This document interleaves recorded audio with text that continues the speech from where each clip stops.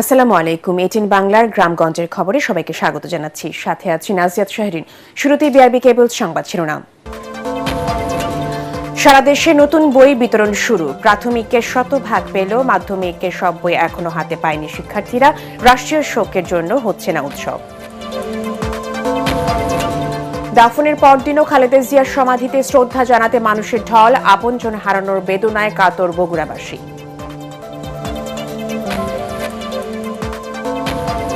সারা দেশে চলছে সংসদ নির্বাচনের মনোনয়নপত্র যাচাই বাছাই কার্যক্রম। চলবে 4 জানুয়ারি পর্যন্ত। শুনছিলেন বিআরবি কেবল সংবাদ শিরোনাম, এবারে বিস্তারিত। সারা দেশে প্রাথমিক থেকে মাধ্যমিক পর্যন্ত বিনামূল্যে বই বিতরণ কার্যক্রম শুরু হয়েছে। বিএনপি চেয়ারপারসন বেগম খালেদা জিয়ার মৃত্যুতে রাষ্ট্রীয় শোক চলমান থাকায় বই বিতরণ উৎসব না করে অনানুষ্ঠানিকভাবে শিক্ষার্থীদের হাতে তুলে দেওয়া হয় বই। তবে অনেক স্কুলে সব বই না পাওয়ার অভিযোগ করেছেন শিক্ষার্থী ও অভিভাবকরা। কর্তৃপক্ষ বলছে কয়েক সপ্তাহের মধ্যে দেওয়া হবে সব বই। প্রতিনিধিদের পাঠানো তথ্যচিত্র আরো জানাচ্ছেন মনির হোসেন তপু। চট্টগ্রামে বছরের প্রথম দিনেই প্রাথমিক ও মাধ্যমিক শিক্ষার্থীরা নতুন বই হাতে পেয়েছে। সকালে নগরীর ডাক্তার খাস্তগীর সরকারি বালিকা উচ্চ বিদ্যালয়, শাহ ওয়ালি উল্লাহ ইনস্টিটিউট সহ বিভিন্ন শিক্ষা প্রতিষ্ঠানের শিক্ষার্থীরা বই পেয়ে খুশি। বেগম খালেদা জিয়ার ইন্তেকালে জাতীয় শোক দিবস থাকায় আগের মতো এবার বই উৎসব হয়নি। কোনো কোনো ক্লাসের শিক্ষার্থীরা সব বই পেলেও অনেকে পেয়েছে কয়েকটি করে বই। কয়েক সপ্তাহের মধ্যে শিক্ষার্থীরা সব বই পাবে বলে বিদ্যালয় কর্তৃপক্ষ জানিয়েছে। খুলনাতেও বই বিতরণে কোনো উৎসব হয়নি এবার। তবে শিক্ষার্থীরা সকালেই নতুন বইয়ের ঘ্রাণ পেয়েছে। বিদ্যালয়গুলোতে সকালে আসা শিক্ষার্থীদের মধ্যে স্কুলের শিক্ষকরা নতুন বই বিতরণ করেছেন। বরিশালে সকাল 10টা থেকে বিভিন্ন শিক্ষা প্রতিষ্ঠানে বই বিতরণ শুরু হয়। শ্রেণীকক্ষে শিক্ষকরা শিক্ষার্থীদের হাতে নতুন বই তুলে দেন। নারায়ণগঞ্জে সকাল থেকেই জেলার বিভিন্ন সরকারি ও বেসরকারি শিক্ষা প্রতিষ্ঠানে শিক্ষার্থীরা, শিক্ষক ও অভিভাবকদের উপস্থিতিতে বই বিতরণ করা হয়। নতুন বই হাতে পেয়ে উচ্ছ্বাস প্রকাশ করে শিক্ষার্থীরা। বাড়তি কোনো আয়োজন ও আনুষ্ঠানিকতা না থাকলেও নাটোরে উৎসবমুখর পরিবেশে সরকারি বালক ও বালিকা বিদ্যালয়ের শিক্ষার্থীদের হাতে নতুন বই তুলে দেন সংশ্লিষ্ট বিদ্যালয়ের শিক্ষকরা। নওগাঁয় প্রাথমিক স্তরের শিক্ষার্থীরা শতভাগ বই পেলেও মাধ্যমিক স্তরের শিক্ষার্থীরা অনেকেই বই পায়নি। বিশেষ করে 8ম শ্রেণীর বই এখনও আসেনি। রাজবাড়ীতে মাধ্যমিক পর্যায়ের শিক্ষা প্রতিষ্ঠানে শুধুমাত্র 6ষ্ঠ শ্রেণীর শিক্ষার্থীদের মধ্যে নতুন পাঠ্য বই বিতরণ করা হয়েছে। Bureau report, ATN Bangla. সর্বসাধারণ জিয়ারতের জন্য উন্মুক্ত করে দেওয়া হয়েছে বিএনপি চেয়ারপারসন বেগম খালেদা জিয়ার সমাধিস্থল। খুলে দেওয়ার পর মানুষের ঢল নামে জিয়া উদ্যানে। কোরআন তেলাওয়াত, দোয়া মোনাজাতের মাধ্যমে বেগম খালেদা জিয়ার রুহের মাগফিরাত কামনা করছেন বিএনপি নেতাকর্মী ও সর্বস্তরের সাধারণ মানুষ। এদিকে চেয়ারপারসনের গুলশান কার্যালয় দলের স্থায়ী কমিটির সদস্য সালাউদ্দিন আহমেদ সাংবাদিকদের জানান, খালেদা জিয়া শুধু বাংলাদেশের নয়, সারা বিশ্বের নির্যাতিত নিপীড়িত মানুষের নেতৃত্বে পরিণত হয়েছেন। এছাড়া খালেদা জিয়ার প্রতি মানুষের ভালোবাসা বিএনপিকে আরও শক্তিশালী করবে বলে মন্তব্য করেন দলটি মহাসচিব মির্জা ফখরুল ইসলাম আলমগীর। বিস্তারিত দেখুন মুশফিকুর রহমানের রিপোর্টে। লাখো মানুষের শ্রদ্ধা, অশ্রুসিক্ত প্রার্থনা আর ভালোবাসা নিয়ে চিরনিদ্রায় শায়িত মহিয়সী নেত্রী বেগম খালেদা জিয়া। রাত পেরিয়ে ভোর, অধীর আগ্রহে অপেক্ষায় ছিল সাধারণ মানুষ আপসহীন নেত্রীর কবর জিয়ারত করতে। আমি সোজা যাব কবরস্থানে, মাটিগুলো ছুঁয়ে দেখব, মাটিটা গায়ে মাখবো, ওখানে যতক্ষণ খুশি বসে থাকবো। আমরা খুবই মর্মাহত, এমন একজন দেশনেত্রী হারিয়ে আমরা খুব আপ্লুত। শুধু মনের টানে যেটু জিয়ারত করব। বেলা 12টার দিকে উন্মুক্ত করে দেওয়া হয় জিয়া উদ্যানের শহীদ প্রেসিডেন্ট জিয়াউর রহমান ও বেগম খালেদা জিয়ার সমাধিসৌধ।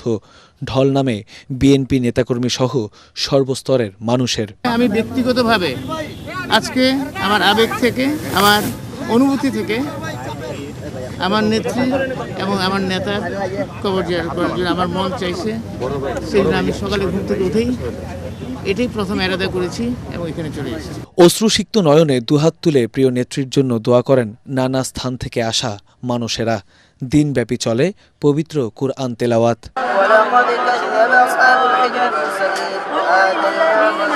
আমরা সিলেট মৌলভীবাজার থেকে এসেছি। আমরা নেত্রীর জন্য দোয়া করেছি যাতে আল্লাহ তাআলা ওনাকে ব্যস্ত নসিব করেন। কষ্ট লাগছে এই দুনিয়া ছেড়ে চলে গেলে, এত ই করে এত হরান পেরাশন হইয়া আইসা তাও স্বামীর কবরের কাছে আইসা আল্লাহ নিকট নিকল। হ্যাঁ, আমার খুব খারাপ লেগেছিল। আমি নেত্রীর জন্য দোয়া করলাম তিনি যাতে জান্নাতবাসী হোক। তিনি যদি বেঁচে থাকতেন আমাদের দেশে হয়তো অনেক উন্নতি হতো।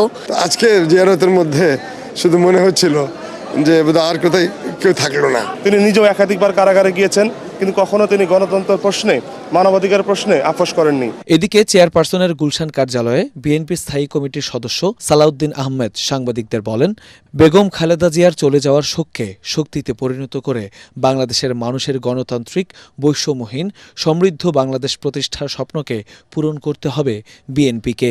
আমরা তার শোককে, শক্তিকে জাতি বিনির্মাণের জন্য ব্যবহার করতে চাই, নির্বাচনের জন্য নয়। তার মনোনয়নের ক্ষেত্রে যেহেতু তিনি ফিজিক্যালি আর নেই, সেজন্য আইনের ভিত্তিতে তার মনোনয়ন এমনিতেই বাতিল ঘোষণা করা হবে। বেগম জিয়ার অবর্তমানে দলের ভারপ্রাপ্ত চেয়ারম্যান তারেক রহমানের নেতৃত্বে দেশের গণতন্ত্র ও সার্বভৌমত্ব আরও সুদৃঢ় হবে বলে মন্তব্য করেন বিএনপি মহাসচিব মির্জা ফখরুল ইসলাম আলমগীর। ম্যাডামের চলে যাওয়ার মধ্য দিয়ে যে জনগণের যে ভালোবাসা তৈরি হয়েছে, মানুষের মধ্যে ইমোশনস কাজ করছে, সেই ইমোশনসগুলো তো নিঃসন্দেহে বাংলাদেশ জাতীয়তাবাদী দলকে আরও বেশি শক্তিশালী করবে। এদিকে জিয়া উদ্যান ঘিরে নিরাপত্তা নিশ্চিতে শক্ত অবস্থানে রয়েছে আইন শৃঙ্খলা বাহিনী। একজন নেত্রীর চলে যাওয়া, যিনি বলতেন এই দেশের মাটি ও মানুষ ছাড়া তার অন্য কোনো ঠিকানা নেই, সেই দেশের মাটিতেই আজ চিরনিদ্রায় শায়িত বিএনপি চেয়ারপারসন বেগম খালেদা জিয়া। তার সমাধিস্থল ঘিরে আজ হাজারো মানুষের বুক ফাটা আর্তনাদ। অশ্রুসিক্ত নয়নে তার রুহের মাগফিরাত কামনা করে দোয়া করছেন মহান আল্লাহর দরবারে। বলছেন তার এই চলে যাওয়া দেশ ও গণতন্ত্রের জন্য অপূরণীয় ক্ষতি। মুশফিকুর রহমান, এটিএন বাংলা, ঢাকা। বেগম খালেদা জিয়ার মৃত্যুতে শোকের আকুল বগুড়াবাসী। এ জেলার সঙ্গে খালেদা জিয়ার সম্পর্ক ছিল হৃদয়ের গভীরে গাঁথা। বগুড়ার 7 আসন থেকে বারবার নির্বাচিত হয়েছেন তিনি, তাই উত্তরবঙ্গের প্রাণকেন্দ্র বগুড়া শুধু বিএনপির রাজনৈতিক ঘাঁটি নয়, বরং সংগ্রামের সাথী হিসেবে আস্থার প্রতীক। এই জনপদের মানুষ তাকে সবসময় ঘরের মানুষ মনে করে। বেগম খালেদা জিয়াও তার এই জেলাকে সবসময় বিশেষ গুরুত্ব দিয়েছেন। বগুড়া থেকে আজিজুল হাকিম রুমানের রিপোর্ট, জানাচ্ছেন জামিল হাসান শান্ত। শহীদ রাষ্ট্রপতি জিয়াউর রহমান বগুড়ার সন্তান। সে কারণেই তার স্ত্রী বিএনপি চেয়ারপারসন বেগম খালেদা জিয়া ছিলেন বগুড়াবাসীর ঘরের মানুষ। তার মৃত্যুতে এ জেলার মানুষ হারিয়েছেন তাদের পরমাত্মীয়, প্রাণপ্রিয় নেত্রীকে। এরশাদ বিরোধী আন্দোলন থেকে শুরু করে গণতন্ত্র পুনরুদ্ধারের প্রতিটি সংগ্রামে বগুড়া ছিল বেগম খালেদা জিয়ার শক্ত ঘাঁটি। ওনার চিন্তা ছিল সবসময় শুধু মানুষ, মানুষ আর মানুষ আর দেশ। আমার করে বাংলা মাটি ছাড়া যায়নি, এখানে আমার জন্মভূমি, এখানে মরবো, এখানে বাঁচবো, আমি আমার দেশ ছাড়া যাব না। বিএনপির প্রতি এ সমর্থনের প্রতিদানও পেয়েছে বগুড়াবাসী। প্রধানমন্ত্রী হিসেবে দায়িত্ব পালনকালে বেগম খালেদা জিয়া সারা দেশের মতো বগুড়ার উন্নয়নেও বিশেষ নজর দিয়েছেন। আমাদের মাঝে নেই, কিন্তু উনি যদি থাকতেন ইনশাল্লাহ আগামীতে আরও হয়তো আমরা উন্নয়ন পেতাম। তার কাছে বগুড়াবাসী অত্যন্ত ঋণী হয়ে আছে, এ ঋণ শোধবার নয়। তার চলে যাওয়া শুধু একটি রাজনৈতিক অধ্যায়ের সমাপ্তি নয়, এটি এক বিশাল শূন্যতা বলে জানালেন দলের চেয়ারপারসনের উপদেষ্টা। বাংলাদেশের তার সমর্থক কোটি কোটি মানুষকে এই অনুরোধ জানাই যে আসুন আমরা ঐক্যবদ্ধ হই, বেগম খালেদা জিয়ার যে আদর্শ, যে পথ, সেই পথে আমরা চলি। মৃত্যুর শোককে শক্তিতে পরিণত করে বেগম জিয়ার রাজনৈতিক দর্শনকে তারেক রহমান এগিয়ে নিয়ে যাবেন, এমনটাই প্রত্যাশা এলাকাবাসীর। Bureau report, ATN Bangla. BNP chairperson Begum Khaleda জিয়ার মৃত্যুতে সারা দেশে দ্বিতীয় দিনের মতো চলছে রাষ্ট্রীয় শোক। বরিশালে এ উপলক্ষে সকল সরকারি ও বেসরকারি প্রতিষ্ঠান, শিক্ষা প্রতিষ্ঠান, দোকান ও ব্যবসা প্রতিষ্ঠানে জাতীয় পতাকা অর্ধনমিত রাখা হয়। খালেদা জিয়ার আত্মার শান্তি কামনায় বিভিন্ন স্থানে অনুষ্ঠিত হয় দোয়া মোনাজাত। সর্বস্তরের মানুষ দোয়া মোনাজাতে অংশ নেন। ত্রয়োদশ জাতীয় সংসদ নির্বাচনের মনোনয়নপত্র যাচাই বাছাই শুরু হয়েছে, চলবে 4 জানুয়ারি পর্যন্ত। নাটোরে জেলা প্রশাসক ও রিটার্নিং অফিসার আসমা শাহিনের সভাপতিত্বে সংশ্লিষ্ট কর্মকর্তারা যাচাই বাছাই কার্যক্রম শুরু করেন। শুরুতে নাটোর 2 আসনের বিএনপি মনোনীত প্রার্থী অ্যাডভোকেট এম রুহুল কুদ্দুস তালুকদার দুলুই এবং একই আসনের জামায়াত মনোনীত প্রার্থী অধ্যাপক ইউনুস আলীর প্রার্থিতা বৈধ ঘোষণা করা হয়। নাটোরে 4টি আসনে মোট 39 জন মনোনয়ন ফর্ম সংগ্রহ করলেও শেষ মুহূর্তে বিএনপি, জামায়াতে, এনসিপি ও জাতীয় পার্টি সহ বিভিন্ন রাজনৈতিক দল ও স্বতন্ত্র সহ 35 জন প্রার্থী তাদের মনোনয়নপত্র জমা দেন। সারা দেশের মতো রংপুরেও চলছে যাচাই বাছাই। প্রথম দিনে রংপুর 1 আসনে বিএনপি, জামায়াতে, এনসিপি ও ইসলামী আন্দোলন বাংলাদেশ সহ 9 প্রার্থীর মধ্যে 8 জনকে বৈধ ঘোষণা করেন জেলা রিটার্নিং কর্মকর্তা। এদিকে দ্বৈত নাগরিকত্বের তথ্য অসম্পূর্ণ থাকায় প্রার্থিতা বাতিল হয়েছে জাতীয় পার্টির মনোনীত প্রার্থী ব্যারিস্টার মঞ্জুম আলীর। রাঙামাটিতে মনোনয়নপত্র দাখিল করা 8 প্রার্থীর মধ্যে 6 জনের মনোনয়নপত্র বৈধ, 1 জনের স্থগিত এবং স্বতন্ত্র প্রার্থীর মনোনয়ন অবৈধ ঘোষণা করা হয়। যাচাই বাছাই শেষে একথা জানান রাঙামাটি জেলা রিটার্নিং কর্মকর্তা ও জেলা প্রশাসক নাজমা আশরাফি।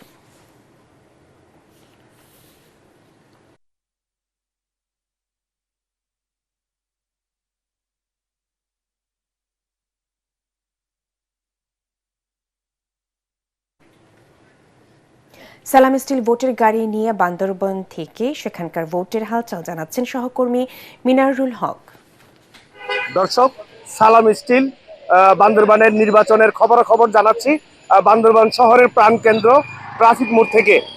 একটি বিষয় আমি জানিয়ে রাখি যে আজ মনোনয়নপত্র বাছাইয়ে বান্দরবানের যে 5 জন প্রার্থী ছিল সেই 5 জন প্রার্থী তারা মনোনয়ন বৈধ করেছেন রিটার্নিং অফিসার, এবং সেই সাথে বান্দরবানে এবার নির্বাচনে বিএনপি, জামাত, জাতীয় পার্টি, এনসিপি এবং ইসলামী আন্দোলন সহ মোট 5 জন প্রার্থী তারা মনোনয়ন দাখিল করেছেন। তবে এর মধ্যে যে জামাতের প্রার্থী অ্যাডভোকেট আবুল কালাম এবং এনসিপির প্রার্থী আবু সাইদ মোহাম্মদ শাহ সুজাউদ্দিন, এই 2 জন প্রার্থীর মধ্যে মূলত প্রার্থিতা নিয়ে টানাপোড়েন চলছে এবং এদের মধ্যে ভোটাররা মনে করছেন, ভোটাররা এখন যেটি ভাবছেন যে এই 2 প্রার্থীর মধ্যে যে টানাপোড়েন চলছে, সর্বশেষ কোন প্রার্থী নির্বাচনে অংশ নেন সেটি এখন দেখার বিষয়। তবে সর্বশেষ এই যে এই শীতের মৌসুমে যত শীত পড়ছে, নির্বাচনী আমেজও তত উত্তাপ ছড়াচ্ছে।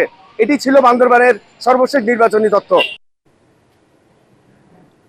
সালাম স্টিল ভোটের গাড়ি নিয়ে লক্ষ্মীপুর থেকে সেখানকার ভোটের হালচাল জানাচ্ছেন সহকর্মী মেরাজউদ্দিন রবিন।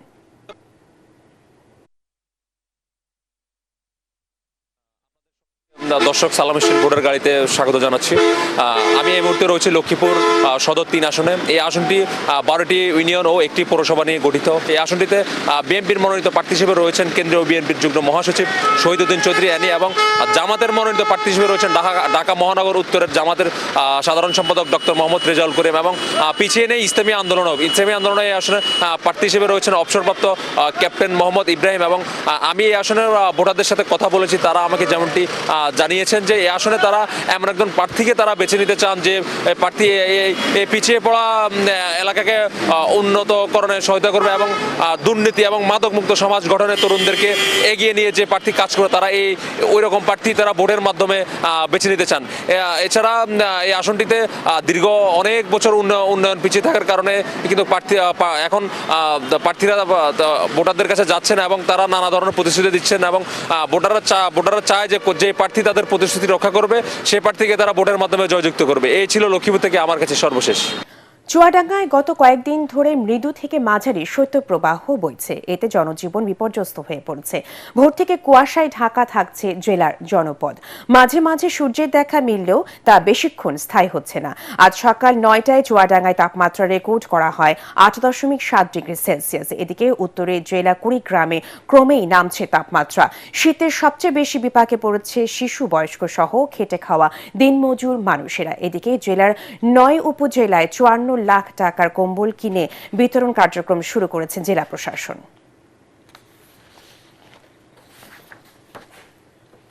বান্দরবানের ঘুমধুম সীমান্তে মিয়ানমার থেকে ছোড়া একটি বুলেট এসে বসত ঘরে পড়েছে। এতে কেউ হতাহত না হলেও এলাকায় আতঙ্ক ছড়িয়ে পড়ে। ভোরে নাইখংছড়ি উপজেলার ঘুমধুম সীমান্তের মধ্যমপাড়া এলাকায় ঘটনা ঘটে। এ সময় গুলিটি ওই এলাকার মাওলানা নুরুল আমিন ফারুকির বাসার টিনের চাল ভেদ করে ঘরের ভেতরে পড়ে। এই ঘটনার পর এলাকায় টহল ও নিরাপত্তা বৃদ্ধি করেছে বিজিবি। চাঁপাইনবাবগঞ্জ সদর ও শিবগঞ্জ উপজেলার বিভিন্ন সীমান্তে অভিযান চালিয়ে 10টি ভারতীয় গরু ও মহিষ আটক করেছে বর্ডার গার্ড বাংলাদেশ বিজিবি। তবে এই ঘটনায় কাউকে আটক করা যায়নি। সকালে 53 বিজিবি ব্যাটালিয়নের অধিনায়ক লেফটেন্যান্ট কর্নেল কাজী মোস্তাফিজুর রহমান এই তথ্য জানান। পরে এসব গবাদি পশু শুল্ক কার্যালয়ে জমা দেওয়া হয় বলে জানান তিনি। 31 ডিসেম্বর রাতে যখন নতুন বছরের আগমন উপলক্ষে উঠতি বয়সের তরুণ তরুণীরা আতশবাজি ফুটিয়ে ও হৈ হুল্লোড়ে ব্যস্ত, ঠিক তখন ভিন্ন এক মানবিক কর্মসূচির মাধ্যমে নতুন বছরকে স্বাগত জানিয়েছে স্বেচ্ছাসেবী সংগঠন ক্লিন আপ ভালুকা। নতুন বছরের প্রথম প্রহরে সংগঠনটির সদস্যরা ময়মনসিংহের ভালুকা উপজেলার বিভিন্ন এলাকায় ঘুরে ঘুরে ভাসমান ও ছিন্নমূল শীতার্ত মানুষের মাঝে কম্বল বিতরণ করেন। 2019 সাল থেকে পরিচ্ছন্ন মানসিকতা পরিচ্ছন্ন বাংলাদেশ স্লোগানকে ধারণ করে ক্লিন আপ ভালুকা এলাকায় পরিচ্ছন্নতা, সামাজিক সচেতনতা ও মানবিক কার্যক্রম পরিচালনা করে আসছে। বরিশালে চলছে 9 দিন ব্যাপী বিভাগীয় বইমেলা। সংস্কৃতি বিষয়ক মন্ত্রণালয়ের পৃষ্ঠপোষকতায় ও বরিশাল বিভাগীয় প্রশাসনের ব্যবস্থাপনায় নগরীর বেলস পার্কে জাতীয় গ্রন্থ কেন্দ্র এর আয়োজন করে। উদ্বোধন করেন বিভাগীয় কমিশনার মোহাম্মদ মাহফুজুর রহমান। পুলিশের বরিশাল রেঞ্জের ডিআইজি মঞ্জুর মোর্শেদ আলম, স্থানীয় সরকার বরিশাল বিভাগের পরিচালক খন্দকার আনোয়ার হোসেন ও জেলা প্রশাসক খায়রুল আলম সুমন সহ অন্যান্যরা এই সময় উপস্থিত ছিলেন। প্রতিদিন বিকেল 4টা থেকে রাত 10টা পর্যন্ত চলবে এই মেলা। মোট 95টি প্রতিষ্ঠানে এতে অংশ নিয়েছে। 7 জানুয়ারি শেষ হবে বরিশাল বিভাগীয় বইমেলা। জামালপুরের মাদারগঞ্জে হতদরিদ্র শীতার্ত মানুষের মাঝে কম্বল বিতরণ করেছে একটি বেসরকারি সংগঠন। কয়রা চৌধুরী বাড়ি প্রাঙ্গণে এসব কম্বল বিতরণ করা হয়।